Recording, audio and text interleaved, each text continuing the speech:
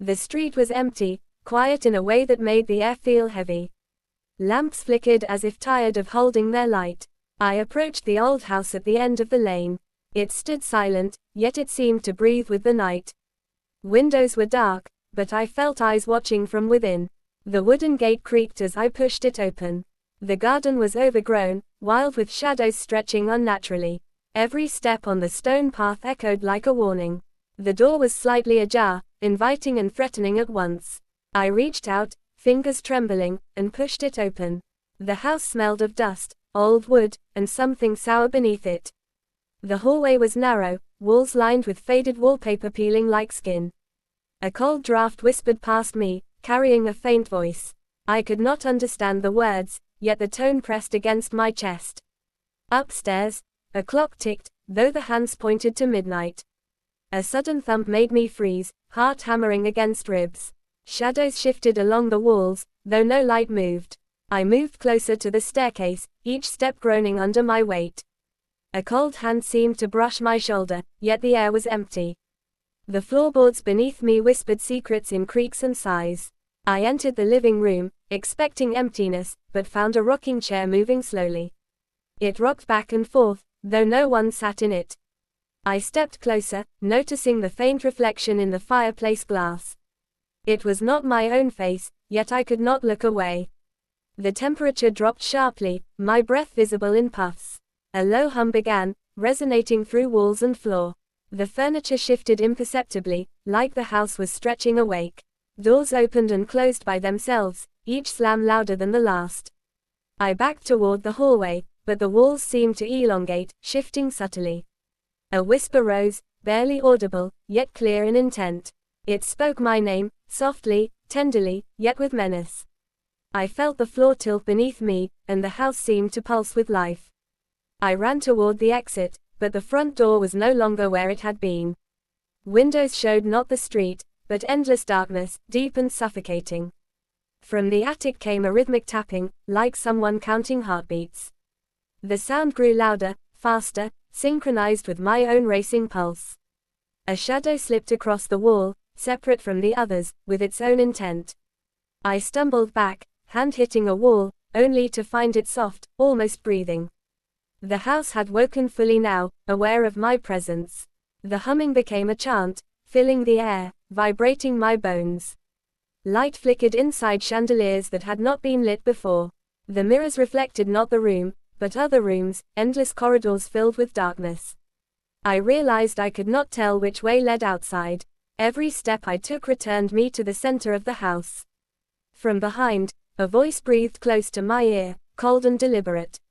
I turned, but no one was there, only the walls shifting like living skin. A sudden scream erupted, high and piercing, shaking the floors and ceiling. The rocking chair stopped, then tipped violently forward, smashing against the floor. Windows shattered inward, wind rushing with icy force. The shadows thickened, solidifying into forms I could not name.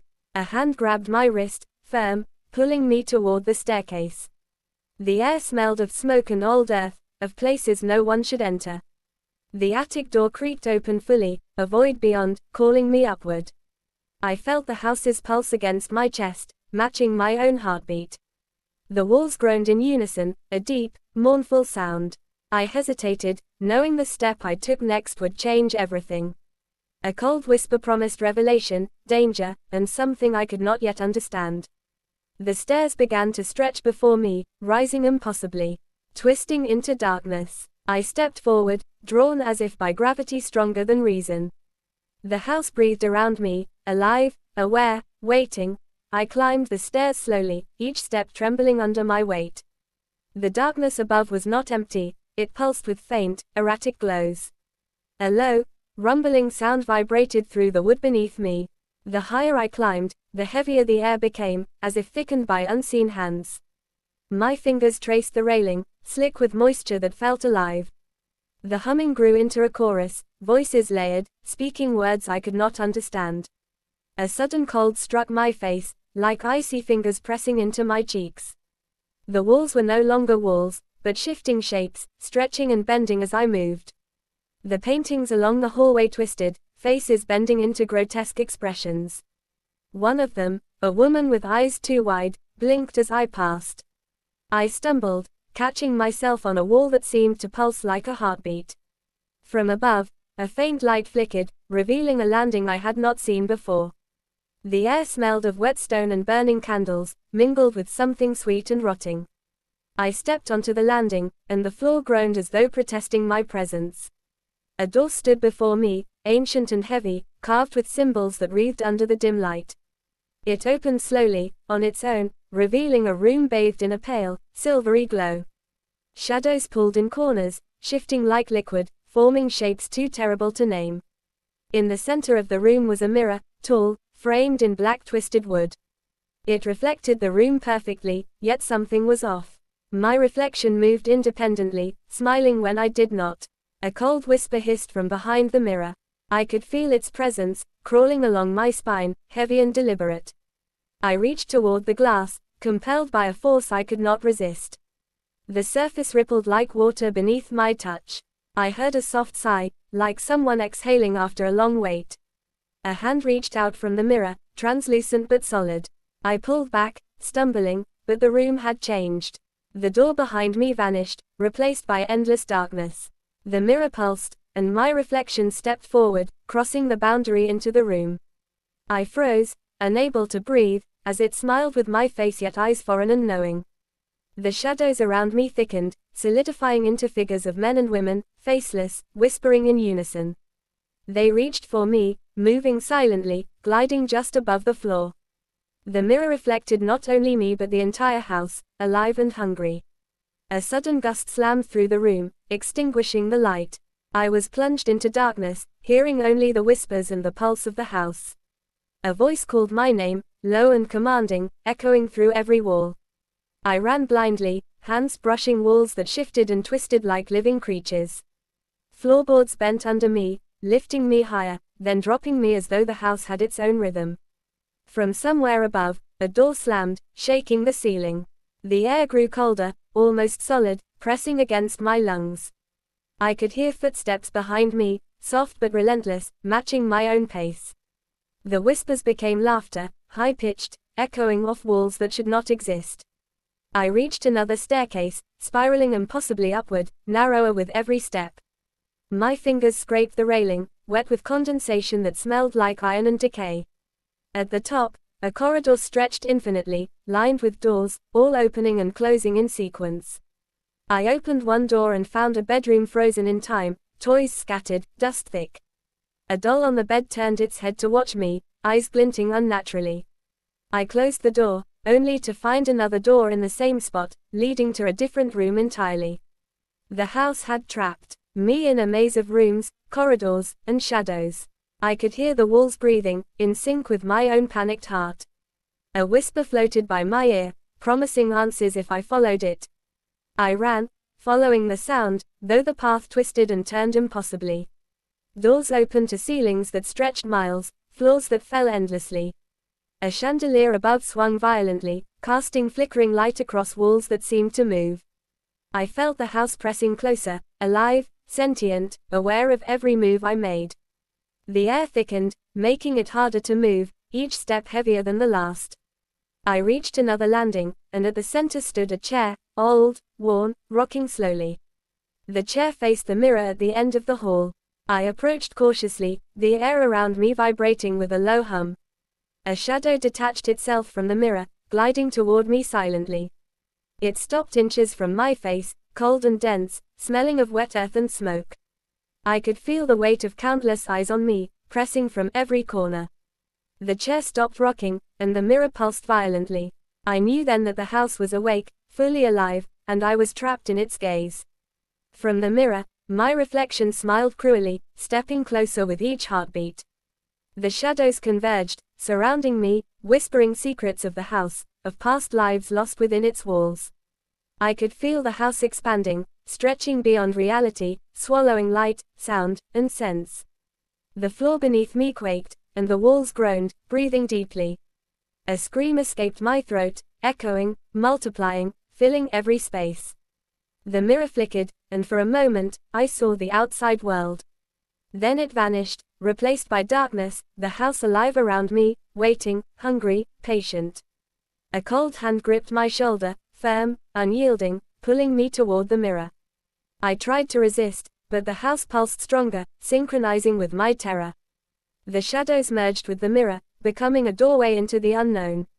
I felt my body being drawn forward, light stretching and bending. Whispers and laughter filled every corner of my mind, unrelenting. The air was thick with anticipation, the house quivering in expectation. Every instinct screamed to escape, but there was nowhere to go. The reflection reached for me with its own hand, cold and insistent. I took a step back, but the floor tilted, sending me forward. The mirror shivered, then opened, an abyss beyond, beckoning. The shadows pressed closer, and I knew the house would not release me willingly. The walls groaned, a chorus of torment, the ceiling quaking above. The air shimmered, distorting everything I could see, smell, or feel. I felt a pull stronger than gravity, dragging me toward the mirror's depths. The whispers became screams, rising, falling, echoing from 1,000 mouths. I stumbled forward, unable to stop, drawn to the cold, pulsing light. The mirror reflected not only me but the house itself, alive, ancient, and aware. The shadows merged into a single form, standing behind the mirror, waiting. The air smelled of old fire and wet stone, thick and suffocating. I felt my mind stretch, twisting, bending, nearly breaking under the weight of the house. Every heartbeat resonated with the pulse of the building, sinking, unrelenting. I stepped closer, unable to resist the pull, drawn into the mirror's abyss. The house breathed around me, alive, watching, waiting for my final step. I reached out, hand trembling, fingers brushing the cold, liquid surface of the glass. The house exhaled, deep, long, as if welcoming me home. My reflection smiled, eyes gleaming, lips parting in anticipation. I felt the pull stronger than ever, dragging me into the world beyond the mirror. The whispers became a roar, echoing through every wall, every shadow. Every heartbeat. The floor quaked violently, and the walls shivered in unison. The house pulsed like a living creature, alive, aware, insatiable. I was drawn into the mirror completely, swallowed by light, shadow, and the pulse of the house. And then I realized that the house had never truly slept. It had been waiting for me all along. It had woken fully, and I was now part of its endless, shifting, living heart. The mirror flickered one last time, and the hallway was empty again. The rocking chair swayed gently, the shadows retreating, but the house was awake, patient, eternal. The street outside remained silent, unaware, but the house waited, breathing, alive, hungry. Time seemed to stretch and fold within the house. I could feel the pulse of the walls beneath my feet, slow and deliberate, as if measuring my fear. The shadows lingered at the edges of every room, watching, waiting. I realized I was not alone, yet there was no one to see, no one to speak to. The mirror stood before me, still rippling faintly, holding the promise of escape and danger at once. I took a deep breath, grounding myself, listening to the house's heartbeat. With careful steps, I approached the mirror, but did not touch it this time. Instead, I spoke, softly, deliberately, into the silence. "I am leaving," I said.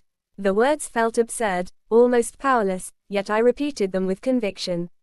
The house pulsed, the air vibrating, and for a moment, I thought it might retaliate. Then the walls seemed to sigh, a long, low exhale, as if considering my words.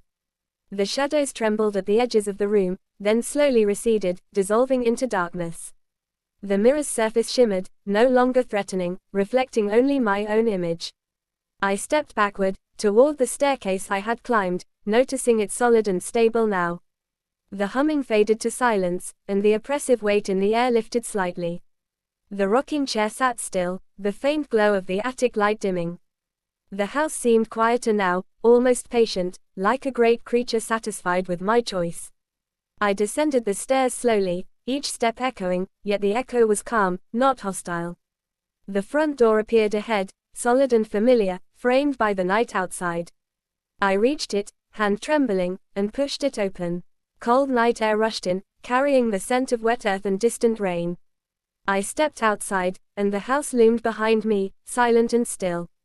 It did not chase me, but I could feel its awareness lingering, watching, waiting.